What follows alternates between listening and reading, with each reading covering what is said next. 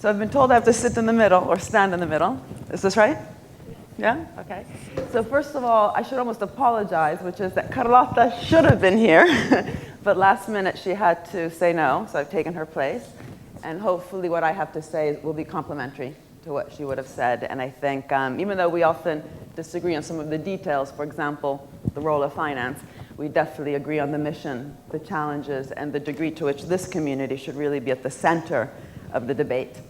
And I wrote, I think I sort of did things in reverse. I first wrote a paper to really try to think through some details, and then made some slides, and then this morning actually did a random combination of some slides because also Jan was telling me he thought I should focus more on green.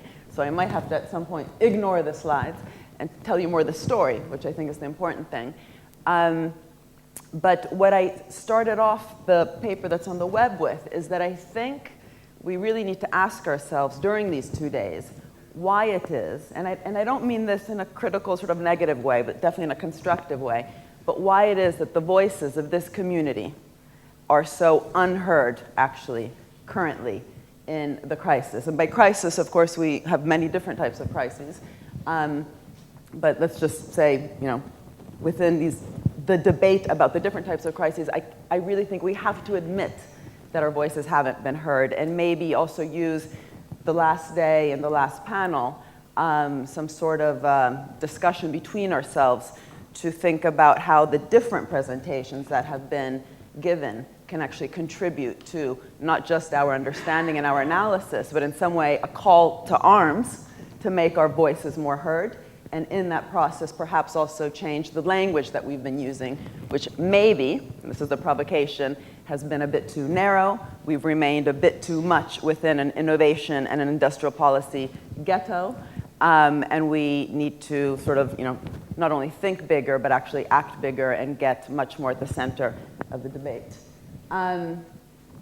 Right, so, the challenges, it depends which organization you're looking at, the OECD, the European Commission, the US government. Everyone talks about these challenges in a different way. But of course, whatever those challenges are, just take the climate change one, which was mentioned before by Jan. These different types of crises really have to be resolved in tackling climate. Climate change has a financial element, an economic element, a technological element, and a political element. And I think that, again, one of the challenges of this community is that when we talk about these crises, we do so in a way that actually uses our insights about innovation. Too many times I hear, and this is also, self-criticism, when we talk about innovation, we're very sophisticated, we have all sorts of interesting insights about heterogeneity, emergence, self-organization, path dependency, and then we talk about the politics, and we're quite simplistic. We say things that are very important, we say that we need a counter-cyclical government, but we aren't necessarily, I think, when we are trying to engage with these crises, bringing in our deep insights, theoretical and empirical, about innovation. So in some ways, the call to arms that I'm saying is not only to become more active, but to become more active using our insights, since the last 40 years. And again, here too, I think it'd be interesting to hear if other people agree that this has been a problem. Right, and I sort of want to go back to the basics in this keynote, and I don't want to take the full 40 minutes because I do think it'd be nice to have discussion, even though Jan says the whole workshop will be about discussion.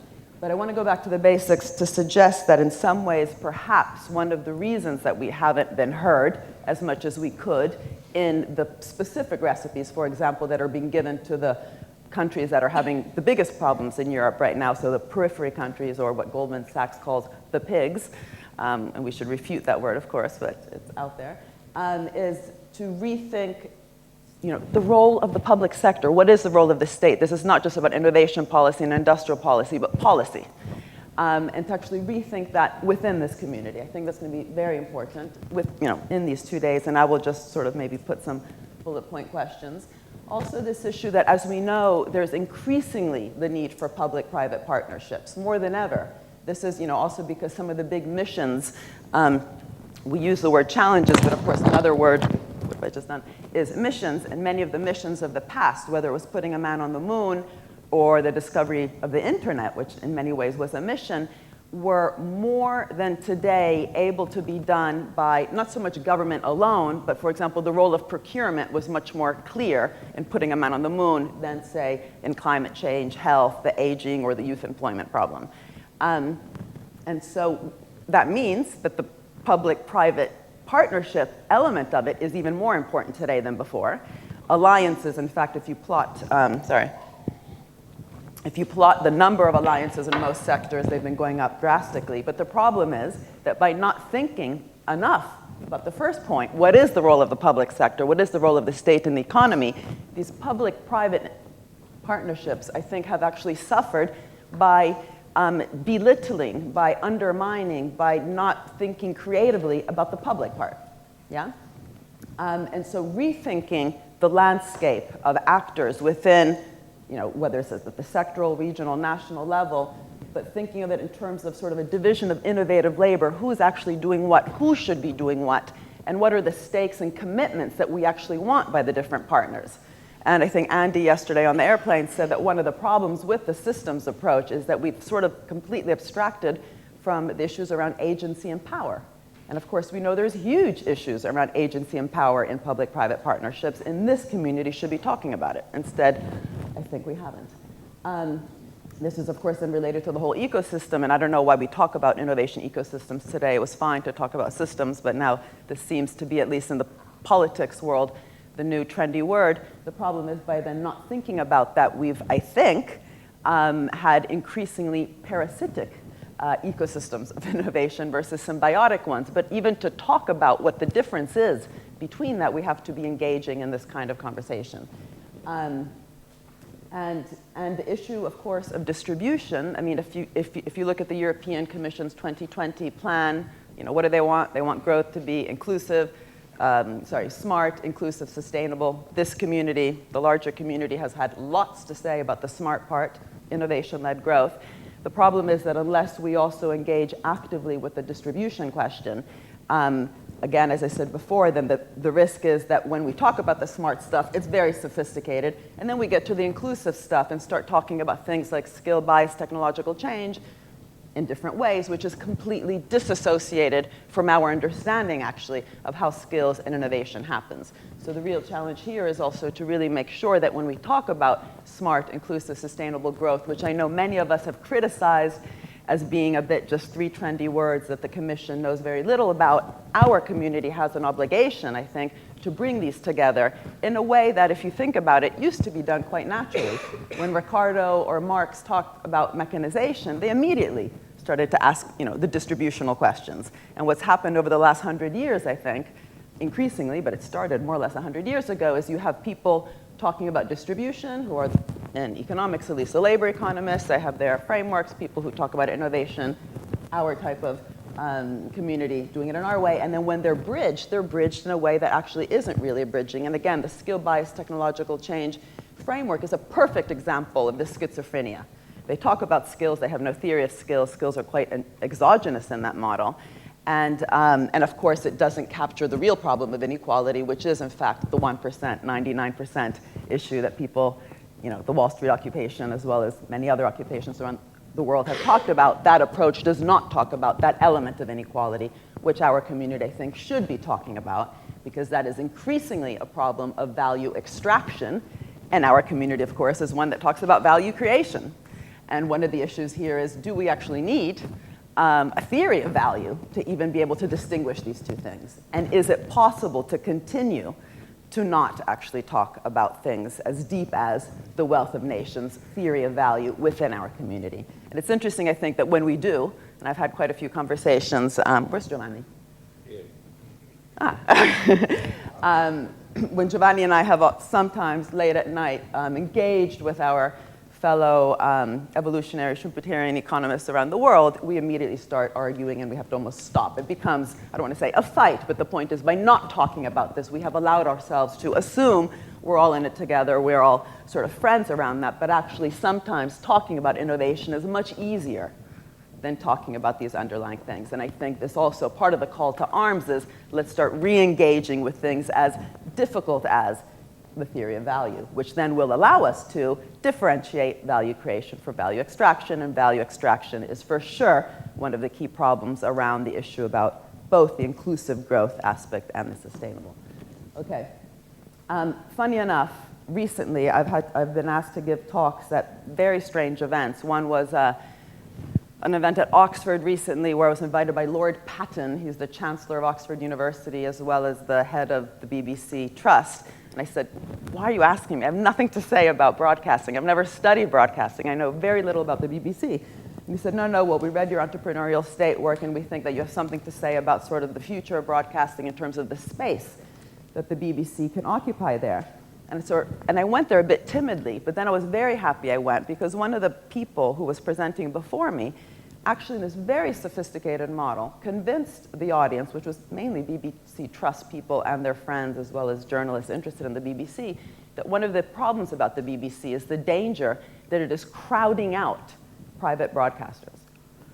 And this issue about crowding out, which again I write about in this little short paper that's on the web, I think it's interesting that we don't use that word. We don't, in our community, when we talk about the role of the public sector in building systems of innovation and thinking about the missions, so the recent research policy special issue dedicated to mission setting, we haven't necessarily provided a proper critique to the crowding out and crowding in beyond what the Keynesians have, right? So the general Keynesian argument is you don't have crowding out, you have crowding in because of the multiplier effect. When the state invests, you have a bigger pie, you have more savings in the end for both the public and the private sector, so you have a crowding in process, especially in a period like today where you have such underutilized capacity. We don't have our own words for that crowding in process, even though almost everything we've done, especially the work of Lundvall, especially the work of Freeman, has been exactly to show that by the public sector acting in a particular way in building these systems of innovation and more, has actually created new landscapes, has by working around missions actually increased the dynamism, has dynamized in, if you want, the private sector, has allowed the private sector to want to invest at times that it would not have invested. We have lots of evidence about that, but we haven't used that word. And so again, another place where I was just with Giovanni last week, I think we're both in temperature shock. It was in Rio de Janeiro. BNDES, which is the Brazilian State Investment Bank, today is being attacked right and left. There was a huge Financial Times special issue on this about crowding out private finance. What do we say about that? Many of us like state investment banks. We've talked about what they do, but we haven't engaged in the word is not protecting, but defending and being on the offensive in this defense, the role of BNDES in actually providing not only counter-cyclical spending, because it has, also the European Investment Bank and the KfW, we know state investment banks are very important counter-cyclical spending, but not just that. Also directing, and this is where, of course, the work of Andy Sterling is really important, how that direction setting, of course, gets decided, but directing investments in innovation and infrastructure, of course, in particular areas that private finance does not go. Yeah, but again, think of the reason we shouldn't be talking about it in terms of crowding in is the same reason that we shouldn't be accepting, the model of perfect competition, which many of us know is wrong,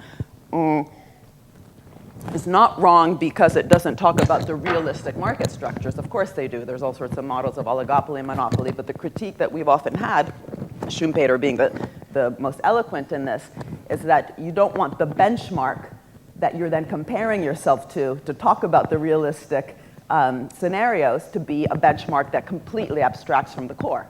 Yeah? So in the same way that we shouldn't be accepting the imperfect competition model in order to talk about innovation, oligopoly, and monopoly, we shouldn't be using the words like crowding in, which is going, by definition, then comparing itself to the wrong benchmark, which is the one of crowding out, we should have been using our own words in that defense.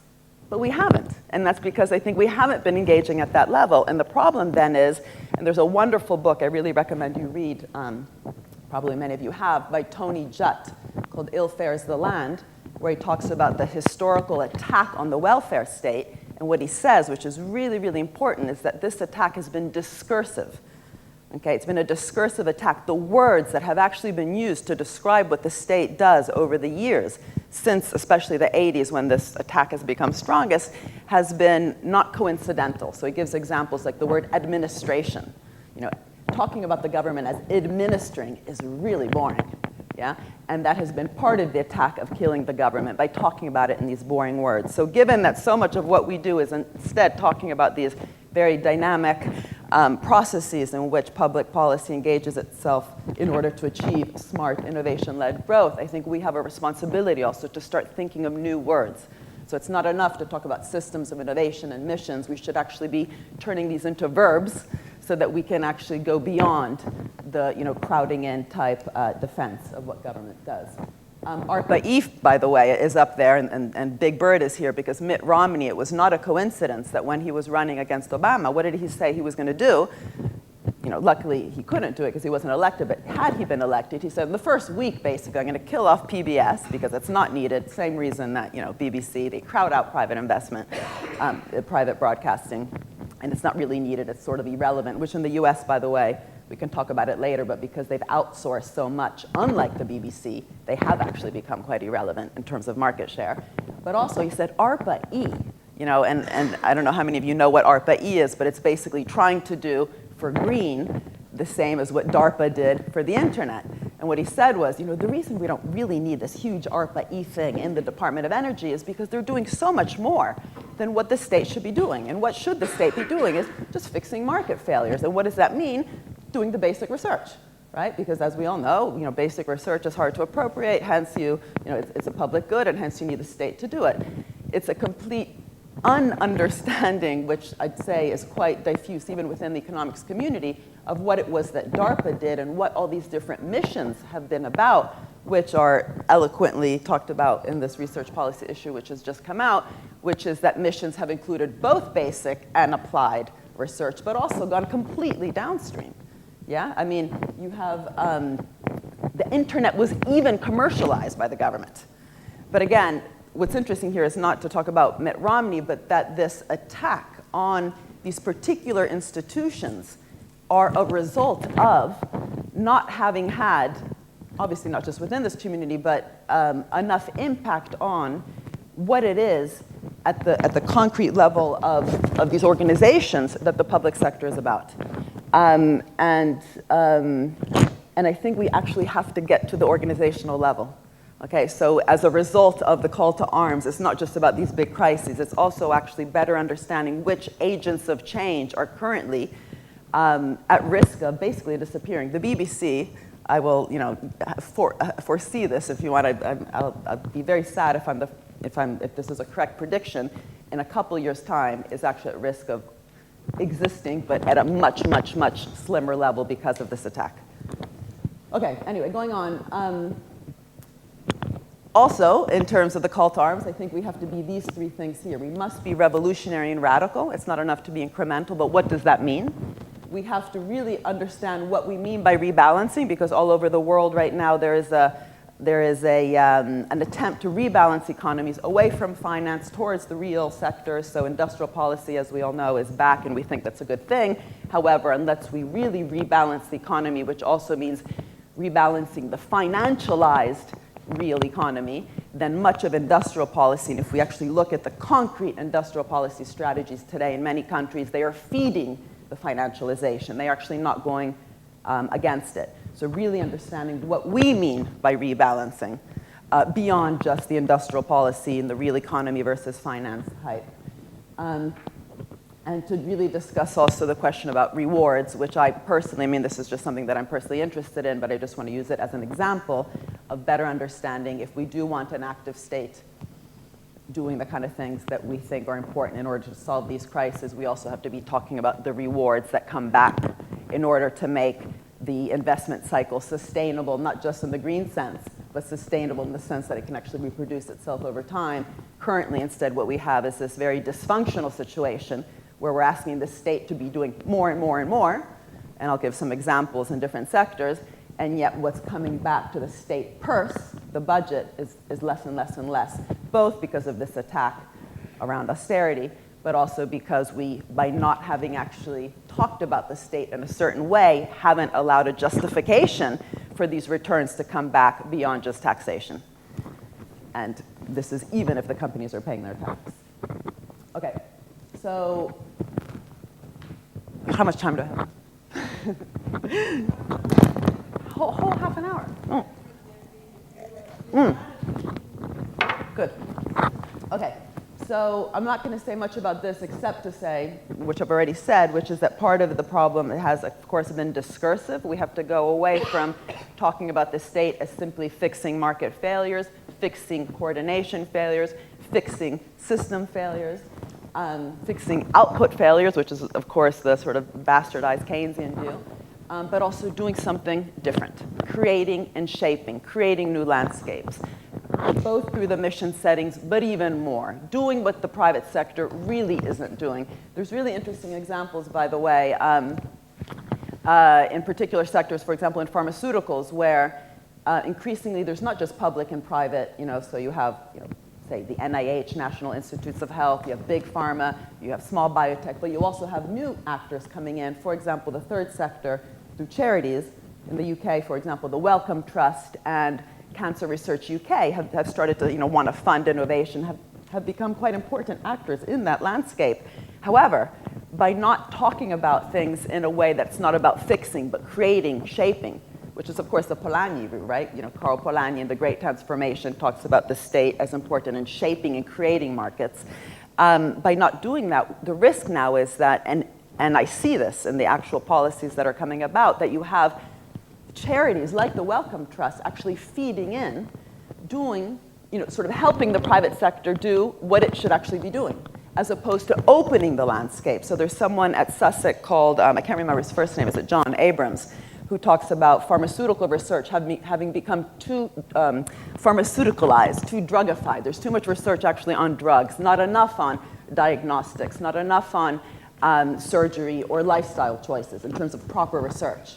And so, of course, the role of new agents in that partnership should really be to widen, to broaden out what that landscape is like. Instead, what we have, by not actually having said what is the public, the private sector's, and the third sector's role, we've allowed them sort of to come together in I don't want to say useless ways, but in ways that are not only parasitic, which I'll talk about later, which is more about who's getting the rewards, but also in ways that are not taking advantage of these actors in terms of what they specifically could be doing in the landscape in terms of broadening it out and doing what Keynes says up here on top, which is one of the best quotes, I think, of Keynes, which isn't talked about enough, which is that the important thing for government to do is not to do things which individuals are doing already and to do them a little bit better or a little bit worse, but to do those things which at present are not done at all. Now, of course, in terms of innovation, that also requires all sorts of expertise within government at the sectoral level to really understand what is not being done and not simply to reproduce or to get captured by the private sector when they say what needs to be done. But it also requires, a view of the state which is way beyond the counter-cyclical view, which unfortunately is the one that people like Krugman and Stiglitz, who of course have a very important role today in the anti-austerity debate, but which, they don't actually have a theory of the state. They often, if you hear the talk shows that they're in, they get accused, and they don't have a response. When the accuser, which is usually either a right-wing politician or, some mediocre economist, saying, well, why then? Why during the boom were you not one of the ones who said the state should draw back? They actually don't have an answer. I don't know if you've ever heard these interactions, but they come out with some sort of excuse, but they actually have much less to say of anything about the state in the boom than they do about the state in the bust, which we actually need government to be acting countercyclically, which it's not. And so the problem, however, is partly within Keynes himself, because there's this sort of schizophrenic situation where you have both Keynes talking about, that, being radical, being different, doing what the private sector doesn't do, but also saying, but in the end, at least in the recession, even just digging ditches would be fine and filling them up again. This in some ways allowed, I think, this perspective of Keynes, which is not the deep, if you want, understanding of Keynes, to allow the neoclassical synthesis to, in fact, undermine what Keynes actually meant by the role of the state.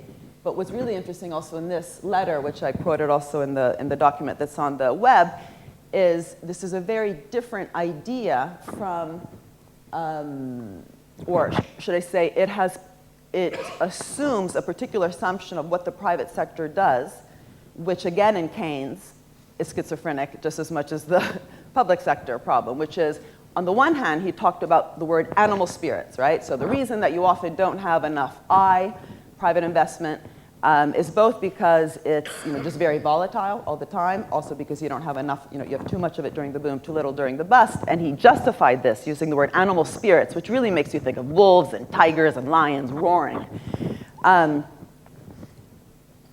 In this letter, he talks about the private sector not as wolves or tigers, but as domesticated animals by nature. Okay, so here, all of a sudden, it also opens up a role of the state as actually doing something different, which actually turns these gerbils and pussycats into the lions, the tigers, and the wolves that we often assume they are. And many of the policies, I'll list some later, which are out there today also in industrial policy, whether it's SME policy, venture capital policy, commercialization, Death Valley type discussions, are often assuming that what the problem is you have these wolves and tigers in these cages that simply have to be released, and so all these different policies are thinking about how to, bring down the cages and allow these wild animals to go out there and roar, when actually, if this is true instead, that most of the time, much of the private sector is actually quite wimpy, inertial, fearful, not just in the bust, even in the boom. And this is where, again, lots of the evidence of our work in innovation, I think, actually could be much stronger in showing exactly who entered when, what type of risk, what type of uncertainty was being taken on at what point in time. This would affect policies. Okay, I mean, this view of the problem, do we have a business sector that are, wolves or pussycats, actually would very much affect the concrete ways in which we think about things like the patent box today. R&D tax credits, which are one of the most useless policies in the sense of additionality. There's almost no research that shows that R&D tax credits make R&D happen that wouldn't have happened anyway. I think part of the reason that we continue to have them is, again, this assumption that the companies actually want to be spending on R&D. You just have to sort of lower the cost, and that's the only problem. It's not a problem of courage. It's not a problem of boldness. It's not a problem of understanding this uncertain R&D landscape out there. Anyway, so I don't want to go into this too much. There's different ways one could talk about the landscape of risk, but for sure, in doing what Keynes said, which is let's do things that are not currently being done, you have to at least start plotting things out. And perhaps there's also some things not being done here and here. But if you look at different sectors, and I just have one here for the clean tech sector, this stuff up here is being done almost purely by the state today. And I actually then went to Andy, who actually knows something about green, unlike me, and I said, well, Andy, this stuff to me actually looks kind of boring as well. So what would you have put in that upper right-hand corner? This wasn't an email, sorry. This is the problem when you send an email and don't say, don't put this in a PowerPoint, please. Andy said that some of the most radical stuff today that is in that upper right-hand corner is this, cross-sectoral, difficult to understand stuff with venture capital completely ignores. And isn't it interesting that either it's the state that's doing this, or actually no one is doing this precisely because of the difficulty.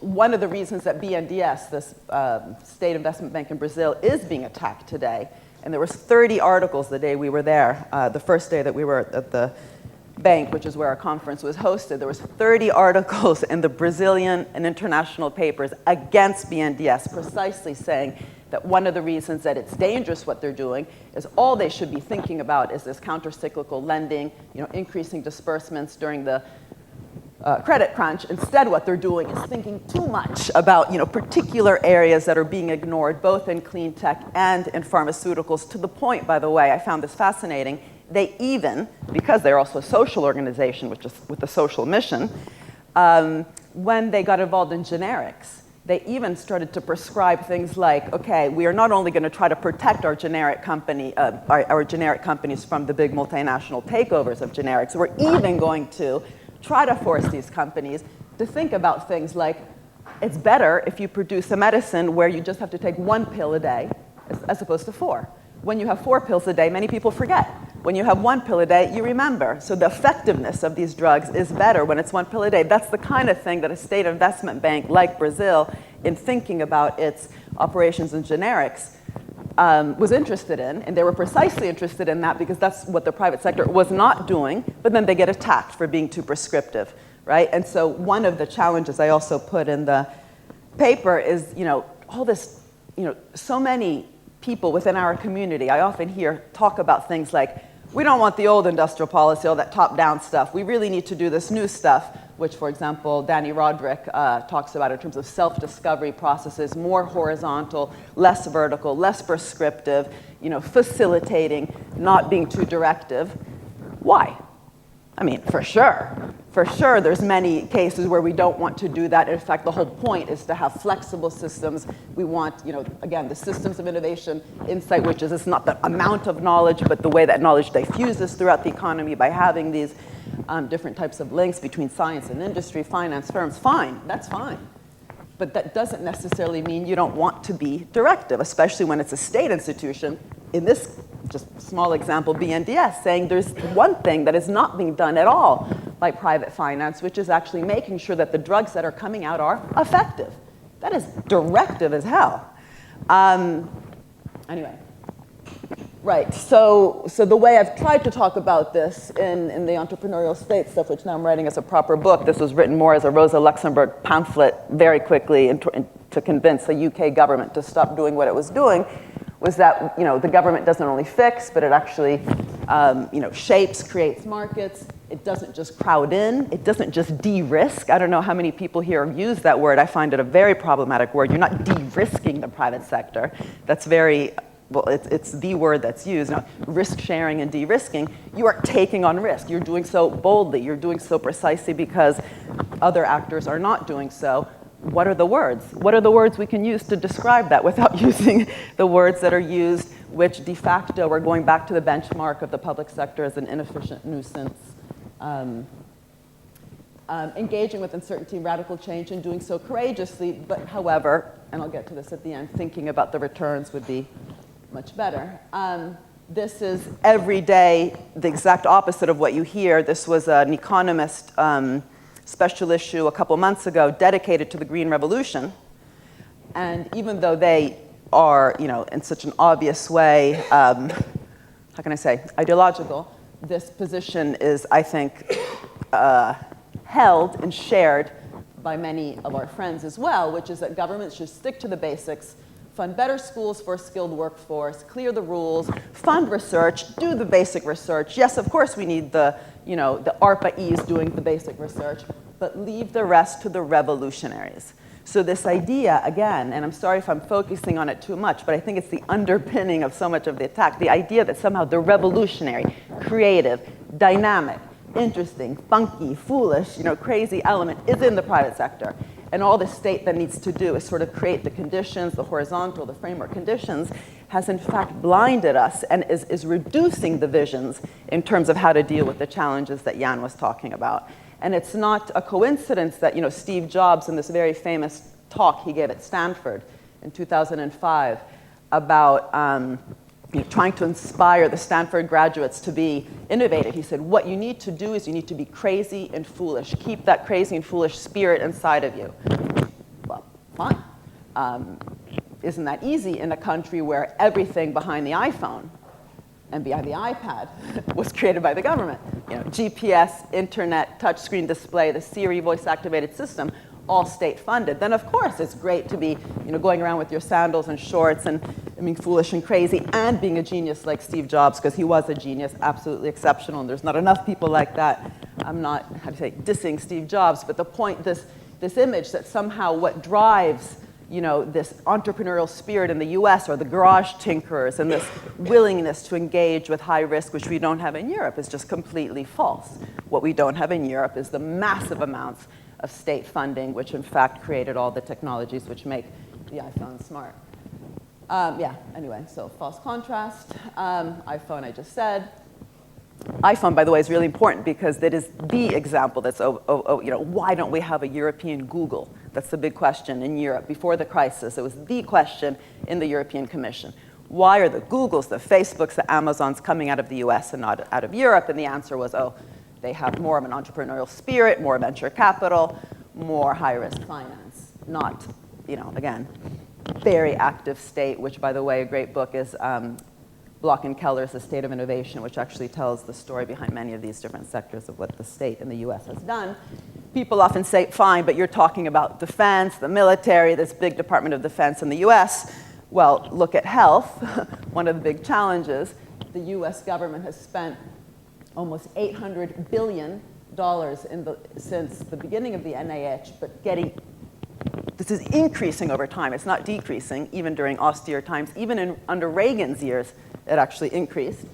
And Marcia Angel's book, which some people, it's a very controversial book. I found it illuminating, so did Giovanni. Talks about how here as well, we need to talk about the space. We know there's all these partnerships, but isn't it fascinating that with drugs, we can actually divide them up on whether they're really innovative or incremental. There's new molecular entities versus Me Too drugs, which are slight variations of existing drugs, and something like 75% of the priority-rated new molecular entities, meaning the most radical, innovative, revolutionary drugs, are funded within NIH laboratories or NIH funding within universities. This is not known. Had this been known, you can bet that the healthcare reform that both Hillary Clinton tried to do, I think it was almost 20 years ago, and then Obama tried to do recently, it was more or less a failure, would have been much, much easier. This is not about the government meddling in your health care or trying to shape your particular choices. This is the government, in the US at least, which actually was responsible for creating the drugs that you actually need that are in the pharmacies. The people don't know that, and many economists don't know that. So this is the irony, of course, that we're told that the US is the market system, Europe instead is, we're superior because we have the welfare state, yet we're a little bit less innovative. It's completely the opposite. The US has been much, much more interventionist. Implications for green, which, of course, green in Carlotta's terms are, and this is very important because this also brings in all sorts of questions of directionality. Green in Carlotta's work is more a direction through which the IT revolution, which has not really actually been fully deployed throughout the economy, can actually transform every single sector. So a way for the IT revolution to be deployed with a green direction. Now, I just want to say that because often when I will talk about green, it's more about wind, solar, and biofuels. But for sure, the amount of capital intensity today that is still required in wind and solar, and the amount of technological and market uncertainty in those areas is causing it to be super underfinanced. And I recommend that if you're interested, you read a report that came out recently called, just know the initials, GWEC, Global Wind and something, report, which shows that almost all the big investments today in wind and solar are being done by not only the state, but actually big state investment banks. The biggest one, by the way, being the Chinese Development Bank. There's also a new book out called Redefining the Rules of Finance, the Chinese Development Bank. But for sure, this is not about nudging this revolution. It's actually about pushing it, just like, as we know, the internet was pushed, biotech was pushed, nanotech was pushed. Green has to absolutely be pushed. How do we talk about that pushing in a new way? Of course, we need new words. We shouldn't necessarily revert to the old-style industrial policy, which many people talk about, but it also for sure is not one about self-discovery, emergent processes. This will not emerge on its own. It needs a big kick in the bum, and it's not obvious how to do that, especially when some of the key agents for this change, like ARPA-E and BNDES, and you can bet the Chinese Development Bank will start getting attacked by international organization very soon for what it's doing. What's interesting, of course, is the companies involved know what's going on. So recently, both General Electric and Vestas left the UK. And I just know that because I happen to live in the UK, because there's no vision for green in UK government.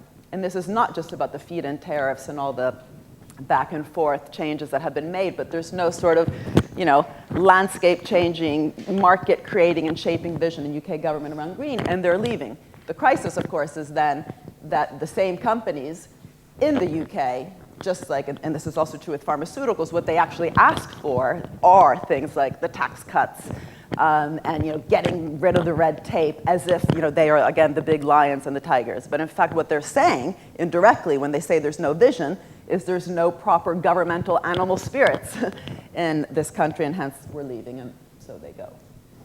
I already said China and Brazil, Singapore, Finland. I mean, in Europe, of course, the leading countries are Germany, Denmark, and Finland in green. And what's very important there is when we talk about the problems of finance is to be very specific. What are we talking about? The problem in Europe and in the world is the lack of patient finance. These are areas that require long lead times, and the fact that some previous revolutions, which like biotechnology, the reason that it has not laid the kind of fruit that it could have, besides the scientific problems, are also because it's been so laden with impatient capital. Yeah, venture capital wants its returns in 3 to 5 years. That is not going to happen in these kind of areas. You need much longer times of willingness to hold, and this is precisely what the state investment banks provide. But not only those countries like the US that don't have state investment banks at least have the DARPAs, the NIHs, the NSFs. NSF, as you know, funded Google's algorithm. And NIH is spending $32 billion a year. That's a type of patient finance, yeah?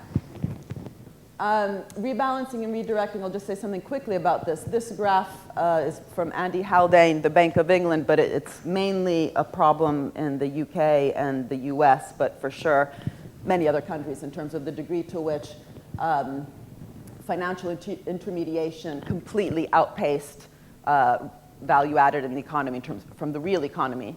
And this, in fact, is one of the reasons that industrial policy and industrial strategy are back, and why many of us are happy that it's back and are engaging with our respective ministries. The problem is that one of the reasons that this has happened has not just been about hedge funds, credit default swaps, and banks too big to fail operating the ways they do, but also how financialization has worked within real economy sectors. So. So there's a list. I mean, this is a list in the UK, but the Dutch government also has a list of these top sectors they want to be feeding. What they don't, let me skip to it, what these kind of policies are not tackling is how different types of strategies, this is just one example, that preceded the crisis. I mean, this is quite striking if you look at, what's interesting if you actually do this at the sector level, if you're interested, I can show you the data. 2003 onwards, peaking right before the crisis, amount of money that companies are spending, especially in the high-tech areas, so pharmaceuticals, IT, renewable energy, increasingly today, on just purchasing back their own stock. Yeah, so share buybacks in order to boost stock prices, which, as we know, then affects stock options and executive pay, which is one of the lead sources of the 1%, 99% problem. Peaked in the 10 years before the crisis, but if you actually look at it at the sectoral level, what's phenomenal is the amount, let me just see if I think I have it later. I can just show you some numbers, but Pfizer and Glaxo, I think, spent 115% of what they spent on R&D just on buying back their own stock. So the problem where we also have to be engaging, I think, with industrial strategy is to make sure that we better understand the degree to which financialization has hurt innovation, but also actually get the numbers, because the problem is not just share buybacks, but different types of strategies which have been about extracting value have been hurting reinvestments in innovation. And because innovation is cumulative, path dependent, if you think of it as a curve, cumulative distribution curve, the amount of money that can actually be extracted at any moment in time is much higher from in highly innovative industries than if innovation was just a Gaussian process, a random walk. So in fact, better understanding how our own analyses of how innovation occurs, which is a collective process, it's highly uncertain, but it's also very cumulative, should also help us better understand how this extraction has been happening. Again, venture capital, the example I gave before, they come in 15 years late, which is more or less 15 to 20 years after the state does the really hard stuff. This is true in biotech. It's definitely true today in clean tech. That would be fine if A, they just admitted it, instead of presenting themselves as the big entrepreneurs and risk takers, but also as long as the policies, when they do come in late in this cumulative curve, aren't allowing them to take the entire integral under that curve, but just their marginal contribution.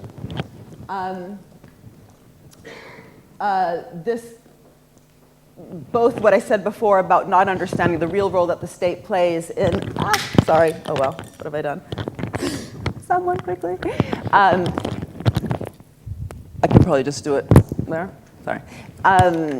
Both in understanding what the state does, but also then putting different, not thinking about what the different actors, like I gave the example of the charities, but sure with finance, are doing has actually allowed us to hype up the role of particular actors. I'll just go through these verbally here. VCs, for sure, but I already mentioned that. SMEs, SME policy, which is still Alex's work with Paul Nightingale is great on this, your paper called Muppets, which is talking about the work, for example, that both David Storey and Alan Hughes have shown that something like only 4 to 5%, actually there's a Nesta report that's really good on this, that only 4 to 5% of SMEs even create any net job creation, let alone innovation. And yet in the UK, for example, we have £9 billion a year of indirect and direct support to SMEs with this assumption that somehow that's where the innovation occurs. These are the garage chinkers. This is a huge waste of money. We should obviously be directing the money more to the ones that are, whether the word is gazelles or yollies, that's independent. But the point is, if you actually look at the high growth, innovative companies, these are actually companies that have benefited immensely from different types of public support. Apple, Compaq, Intel in the US all got, before they got the venture capital money, they got SBIR loans. And this, again, is increasing. Let me just see if I have it's somewhere there. The amount of SBIR money that is coming in before venture capitalists come in has increased over time. Let me just go to the end. So much of, for sure in Italy, the election in Italy, which was a complete disaster, as we all know, one of the reasons it was a complete disaster was it was all focused on tax from both the left and the right, yeah?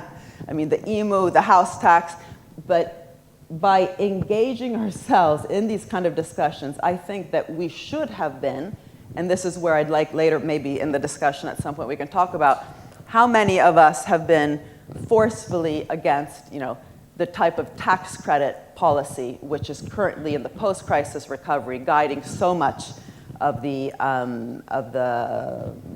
recovery process, but in our particular fields, which, as I said, we should be getting out of it, but even in our own innovation and industrial policy field, the patent box.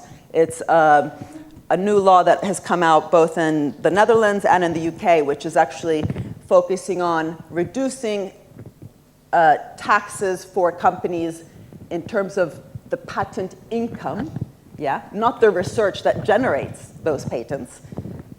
Why? Patents are already a monopoly.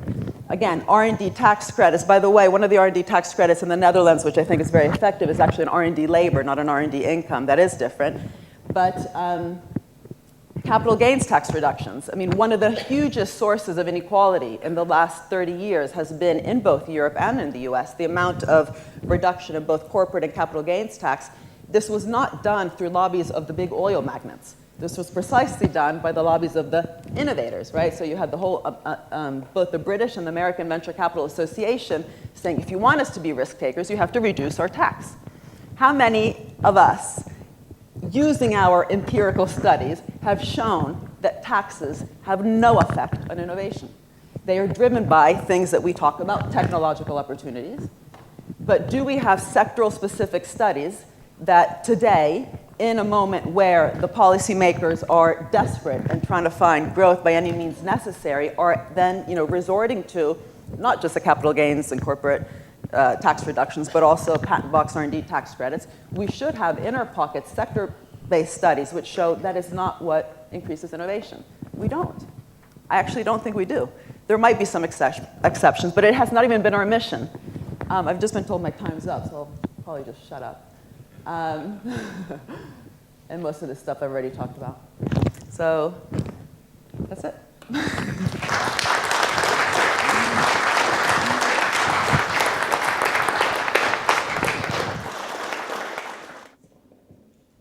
Congratulations. I really like your work in general on entrepreneurial state, and I also like the kind of presentation you are doing here. I just want to reinforce the interest in development banks. I think this is something we should think a lot about for several different reasons. And I, in last August, visited the Brazilian one and talked to Coutinho, who is the boss you mentioned. And they're actually trying to establish some global network of development banks. And I think especially if we want to change the direction of investment, which is crucial both from the green perspective and from the employment perspective, getting a new strong player on the global and national scale is extremely important. So I just want to reinforce that point.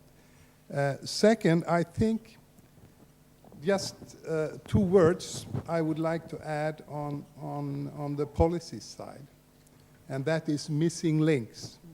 Because what you showed was that almost all radical innovations are in need of connecting activities which are so far unconnected. So I think quite a lot of what these kind of development banks should do would be to establish new connections in the system which do not establish themselves. It's not market failure, but it's system failure. When it comes to your criticism of our community, I think some of it is fair. I think your last point on taxes is fair. I don't think it's correct. I think that quite a lot of people in this room have been involved in much broader policy debates. Quite a number of us were engaged in Lisbon strategy, and that was a lot about many other things than R&D and innovation. It was about labor markets, economic growth, etc. But I do recognize that the current situation is we don't have a strong voice, and of course we need to analyze why this is the case. There is something about the fact that general economics is general. And it has this kind of theoretical apparatus which makes it possible to apply to anything, to sexuality or prisons or whatever. I mean, I mean, and in this crisis situation, for some reason, all these things come back in spite of having shown. So I think you are perhaps not capturing all the efforts which have been done by colleagues in this room, but I do recognize that we have a problem in terms of making our voices heard. Thank you.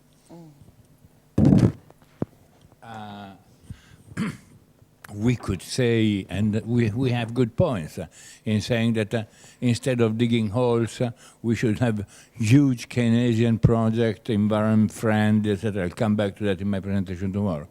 We don't say anything. We leave Krugman and Stiglitz alone, basically. We don't say anything about the fact that we don't care about the debt. Or at least we should not care about the debt. We have many of us, I mean, with the sort of Schumpeterian bottom-up attitude, decentralization, flexibility, bottom-up, etc., etc., sometimes we have been, over the last 10 years, the nice, friendly version of the liberal. And this has got to change. I mean, we have got to say openly that we are for big government, for redistribution, that we won't have a taxation on the rich, etc., etc. And this is, say, our version of Schumpeter meeting Keynes. I'm preempting my presentation tomorrow, so I shut up.